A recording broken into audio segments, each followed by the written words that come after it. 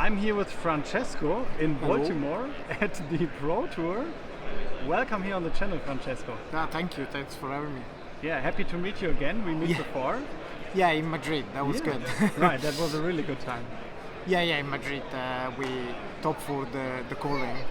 So yeah, we met there and we did the nice videos of the gold foils opening. Yeah, right, we did that together. Yeah, man, good times. And today we have the opportunity to look at your Uzuri deck Yeah. because you're actually top 16 the Pro Tour. Yeah. That was good. I went 5-3 in constructed. Well, the deck performed pretty well. I was a bit unlucky with the matchups, I think, but I won what I expected to win. I chose the deck because, in fact, is the one with the best matchup against Lexi, which was to be the big, the big boogeyman of the Pro Tour, as we have seen. So, and that has worked pretty well. And you are coming from the UK, right? Yeah. So what are the players that you are testing with? So mostly I've tested with So I live in Southampton, and so I tested with the guys in Southampton, which are Jack Raven, which actually I made the deck with him, although then he ended up playing Azalea, and then Sean Holden, Bruno Cracco, and Joe Wetter, which. Bruno, Jack, and Sean are were also playing in the Pro Tour. Although we all ended up with different deck. Sean played Bravo, and Bruno played Katsu. All right. So you all play your favorite heroes. Yeah. Exactly. Well, I guess you could say my favorite hero was Old Team, but I don't like the current version without Winter's Veil, and this one is much more fun actually. Anyway. So. Okay. So why did you choose Uzuri in the first place over Oldham? Yeah, so as I said, this has a great Lexi matchup. Old Team is also okay against Lexi, but this one is definitely better, and I thought it gets better the more unexpected the cards are, and the version that was going around before was all red line, which played more like a sort of an aggro deck. With all low cost attacks. Well, this one is more about the Uzuri ability of switching and also inputs and Codex of Frailty. So if people didn't expect exactly the cards that the deck has, it would perform better. And I think there was certainly an element of that in my games where people just didn't know how to block. Yeah. So the element of surprise was definitely a thing. Was definitely useful. Yeah. Okay. And how did you enjoy the weekend overall? It was good. We arrived on Wednesday, did some draft practice, which went well because we all did, me and Jack, I think we all went 5-1 in the draft portion. Funny, with all kind of different strategies, but this format is quite fun, it's quite open. So yeah, we used the time we had here mostly to test draft. At that point, at home we prepared all the constructed, so we did the day of drafting here. And yeah, then Pro Tour started, and day one I went 5-2, losing one in constructed, one in limited. I lost to Draw My, which is the worst matchup, though I also beat one, which is actually never. This was the first time I managed to beat the Draw My, incredibly so. And yeah, then day two went 3-0 in my first draft with Riptide. Then unfortunately went 2-2 in constructed, losing 2 win-and-ins on stream against Draw My and Old Team. Draw My again, pretty bad. Old Team is like still Old Team favored, but I could win. I think I got a bit unlucky there, but such is life. So. But overall, obviously, it ended up pretty well for me. So Uzuri was only represented 5 times in the Pro Tour, I think. I did notice that. Yes, I thought there would be a bit more players with it. I thought another player was doing well with it. I don't know how he ended up, but it was at the high tables at some point. Yeah. I think the thing is the list that was popular again, all the red attacks, actually just isn't very good against Old Team either, and I would expect not as good as this against Lexi. So if people thought that's the deck, then that's what Uzuri is. Then it makes sense to me that they won't show up with it. But yeah, this other version actually just played very well in the field. So.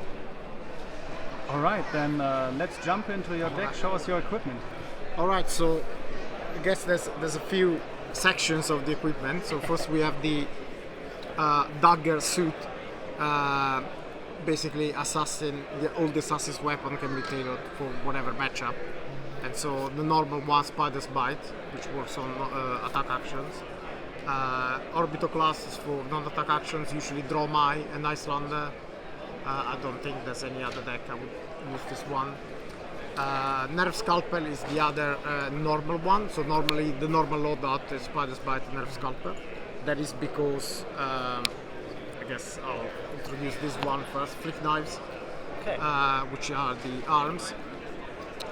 So this one can be used with Nerve Scalpel in response to a defense reaction like Sync and Sync Fate to reduce in response the defense of the card. So normally these are played together and you get one shot during the game when their Sync blocks 3, which actually it's useful to trigger like the ability of the shakedown or the cards you put again that's been defended. Lastly, the Scale Peeler, which is basically played instead of Nerve Scalpel in any matchup where we don't play Flick Knives. So the other, well, that would be mostly Oldhim. So this stops them blocking with shield, which is necessary. Otherwise, they would be able to fatigue us. And the other arms in the deck. So instead of Flick Knives, I guess Oldhim, I play Vambrace. Vambrace is useful to counter Crown. Well, that's really the only thing it does. But since Nerve Scalpel cannot be flicked anymore, then at that point might as well play the other dagger. And Vambrace is the only reason why all the matchups are actually doable. It actually puts them in a tough spot once the life is low enough, because they can normally during the game what will happen is that they crown and they just take 1 damage from Vambrace. But obviously at the end of the game they can't afford that anymore. So if the life goes low quickly, then it's winnable. Then, well, I guess. Let's just make sure we turn the cards around. Yeah. So, and then there are the standard, Tunic is best chess piece in the game. Yes. I think it doesn't need much introduction. The deck has a lots of patterns, especially with Codex of Thrifty, which we'll talk about, where the Tunic token is very useful to play a 2-cost attack or 1-cost attack after Codex. So that's mostly how it is used. Whisperers, it's basically what allows us to have explosive turns. The best of the deck are the ones that involve the black tech. This usually adds at least 6 damage with the knock-hit, because like the pattern is going as witch. A big attack will go again if it's unblocked into Codex. Yeah. So that's what we try to do. Just give go again, play a Codex, and then sort of snowball from there. Usually this can come back with silvers. There are a couple of cards in the deck that generate silver. Usually if you can use this twice a game, then I would say I've never lost when I've brought this back with silvers, basically, because the turns that this generates are just so explosive. Then Crown of Providence, again, like Tunic, it's the best headpiece. Not much to say about that. The crown, I should say, it's vital because this deck needs to keep the arsenal clear because of Codex. So any hand in which the deck throws Codex, we want to have the arsenal clear, and sometimes it cannot be cleared. There are some cards that get stuck in arsenal. I guess we'll go through that, and this is sometimes I block with this just to clear the arsenal player Codex. Finally, the just null rune AB, although Icelander, was pretty much nowhere to be seen. And although I suppose I would have used the Hood against Viserai, say, or the Briar. I think Briar would have played with AB0, but again, nowhere to be seen. So that's the equipment, and then so the deck is divided, let's say, in various sections. Yeah, let's just pack Right. the equipment away.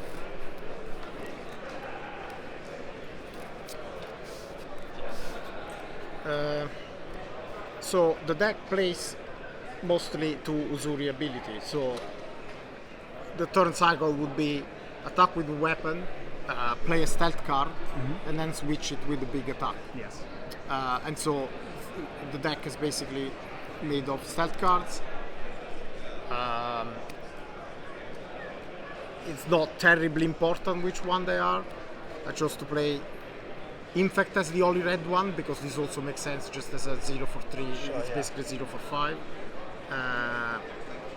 The dominant one you could say is the best one because it ensures that they can block the fully the attack that comes. And it doesn't matter then if it's blue, red, or yellow, right? Yeah, It's yeah, just exactly. really good. And the deck mostly plays on 2 costs, so actually the yellow is just perfect, and it's better than the red would be. The one thing, this isn't always perfect because sometimes you actually just want them to block. So there's more than rather than play 9 isolate. I prefer to have an extra blue one, which is backstab. And backstab works well with CNC, so that the entire chain cannot be reacted. So I mean, this is just the basis of the stealth cards. There's not too much to describe about those, but then the point is play a stealth card, and then we can play the payoffs. Payoffs. I guess should I move this?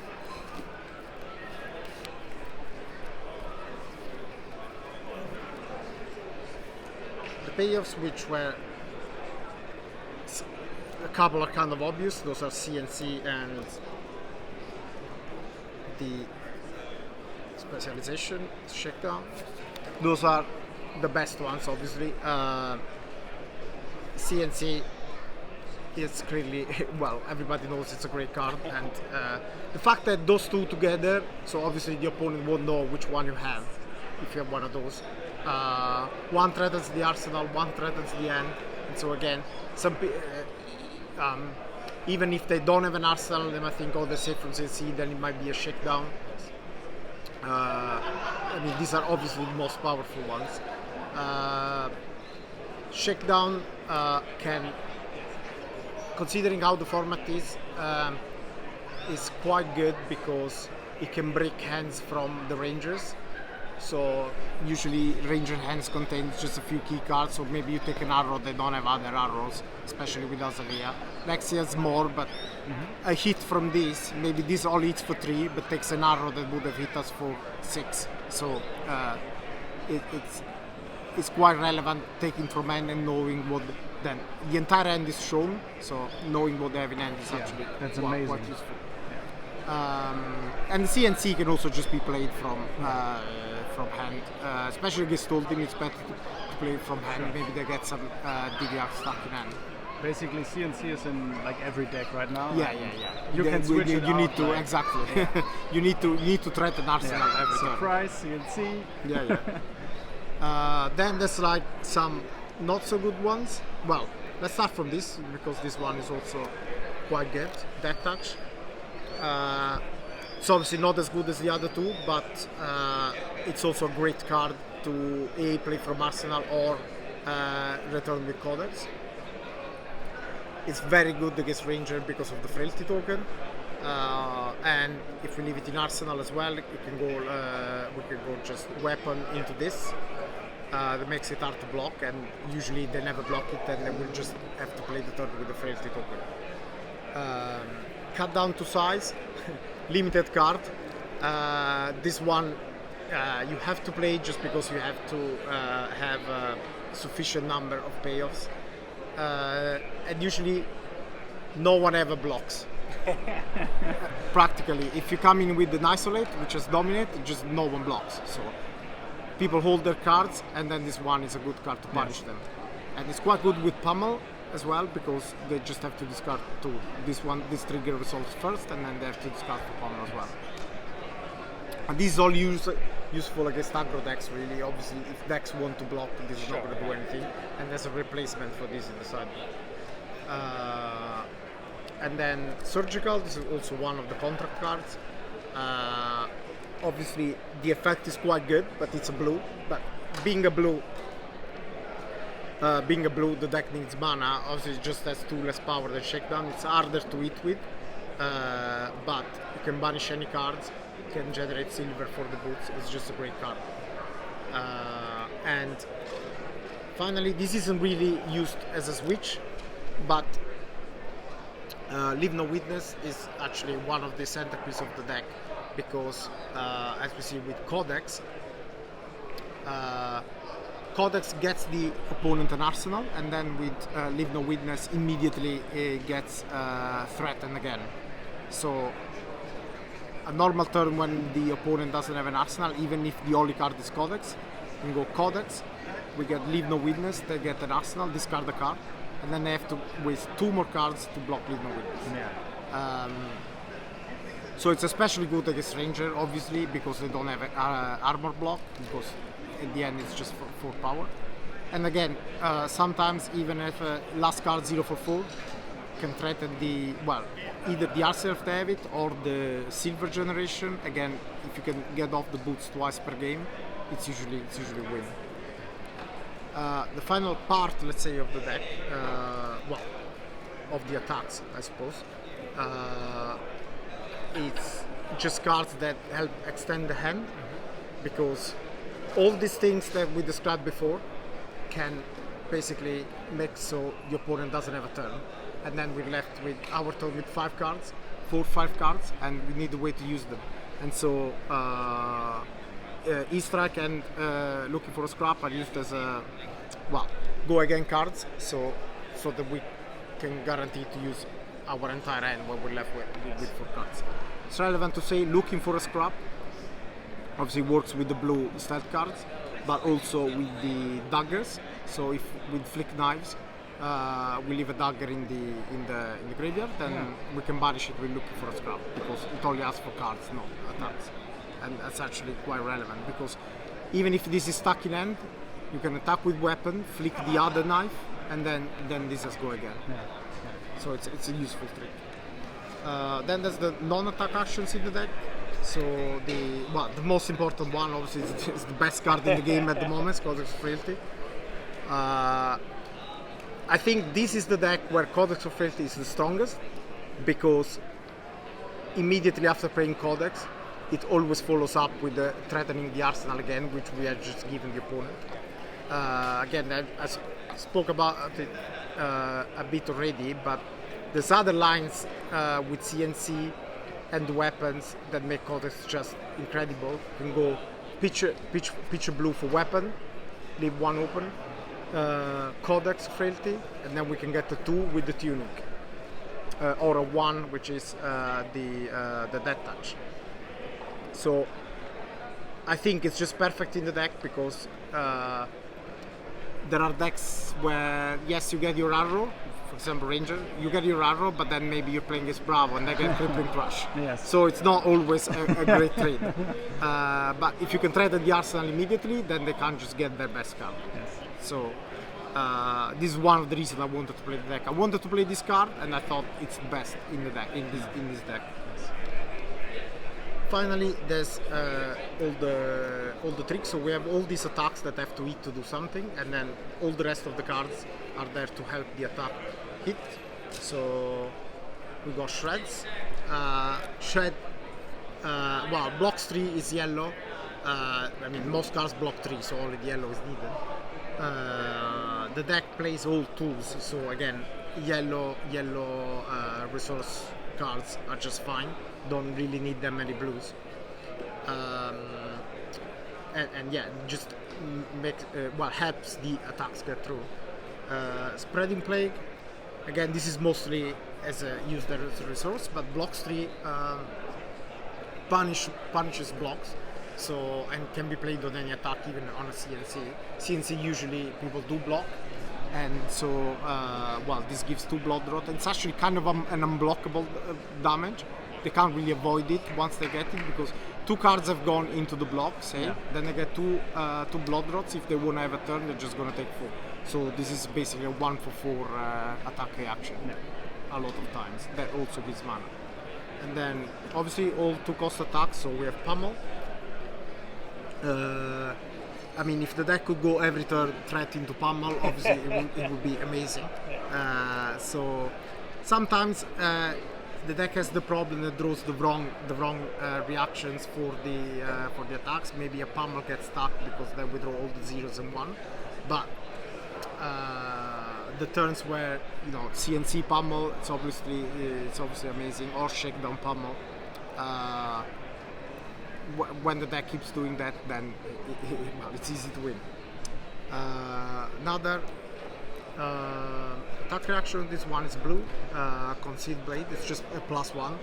The getting a dagger back's not particularly relevant, but it blocks 3, and I think it's better than blue shred because it can be played proactively. So even shred cannot be played if they don't block, and so but shakedown requires you to activate some reaction. So this one can be played just as a plus, and usually people don't expect a +1 from 0 mana, so it's actually quite good.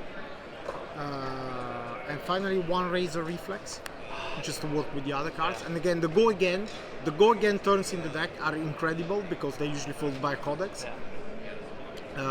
There aren't that many targets, so I prefer having the pummels, especially because to beat Oldhim, you actually have to attack to have the more massive cards, so with the CNC and the shakedown rather than the Razor Reflex. And then some defense reaction because the deck is kind of short a few cards, you could say.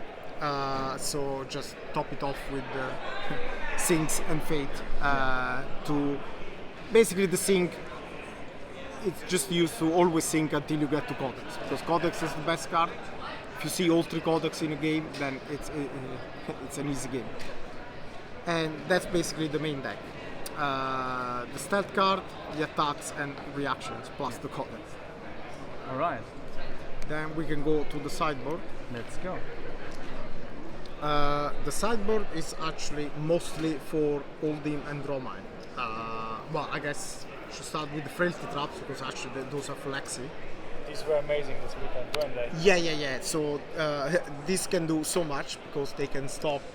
This has happened to me, so they can stop a bolted shot, having go again, because Lexi will just give it +1 with Voltaire, and then the Frailty token will turn off the go again. Obviously, this blocks on a Lexi turn. This blocks 6 probably. So just an amazing react. And can use against Azalea as well. They also bring it in against Oldhim because I just play all the cards. Otherwise, I would get fatigued. And then the rest, it's just to have more cards against Oldhim. Basically, there's more swaps, sneak attack. It's basically a limited card, but with Vambrace it's quite good because it's basically a 3 for 8. Because it's just played with the blue and then 1 floating with for Vambrace. So if they use Crown, this will attack for 8 effects. Play Guide for the matchups where we cycle the deck multiple times, so Oldhim, Dromai. It's tempting to use it against Lexi, but sometimes you have to full block and this one doesn't block, so it's a bit dangerous. Yeah. Again, for decks that block, Red Shred and Remembrance, again for Oldhim. Basically all these cards are just for Oldhim to make the matchup playable. It's not that hard, but we are definitely the underdog, so we need a lot of cards to not get fatigued. Yes. So that's the deck. That's the deck, yeah. Man, thank you at least for piloting Uzuri this far, because I really think it was an unexpected deck for most of the players. And I would like to know of you for the end, what do you think is holding Uzuri back from getting a little bit more edge on the meta? Well, Dromai certainly, and the deck, as I said, is a couple of cards short. So Sneak Attack, Cut Down to Size aren't amazing as a switch card. The cut down to size is okay, but then you're playing a 2 block against aggro.